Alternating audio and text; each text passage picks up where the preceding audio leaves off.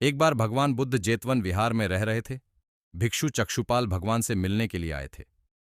उनके आगमन के साथ उनकी दिनचर्या, व्यवहार और गुणों की चर्चा भी हुई। भिक्षु चक्षुपाल अंधे थे। एक दिन विहार के कुछ भिक्षुओं ने कुछ मरे हुए कीड़ाहों को चक्षुपाल की कुटी के बाहर पाया और उन्होंने चक्षुपाल की निंदा करनी शुरू कर दी कि उन्होंने इन जीवित प्राणियों की हत्या की। भगवान बुद्ध ने निंदा कर रहे उन भिक्षुओं को बुलाया और पूछा कि क्या तुमने भिक्षु को कीड़े मारते हुए देखा है? उन्होंने उत्तर दिया, नहीं। इस पर भगवान बुद्ध ने उन साधकों से कहा कि जैसे तुमने उन्हें कीड़ों को मारते हुए नहीं देखा, वैसे ही चक्षुपाल ने भी उन्हें मरते हुए नहीं देखा और उन्होंने कीड़ों को जानबूझकर नहीं मारा है, इसलिए उनकी भर्त्सना करना उचित नहीं है। भिक्षुओं ने इसके बाद पूछा कि चक्षुपाल अंधे क्यों हैं? उन्होंने इस जन्म में अथवा पिछले जन्म में क्या पाप किए?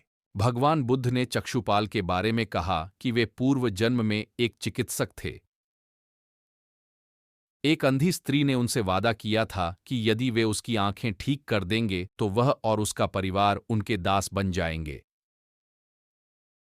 स्त्री की आंखें ठीक हो गईं, पर उसने दासी बनने के भय से यह मानने से इनकार कर दिया। चिकित्सक को तो पता था कि उस स्त्री की आंखें ठीक हो गई हैं।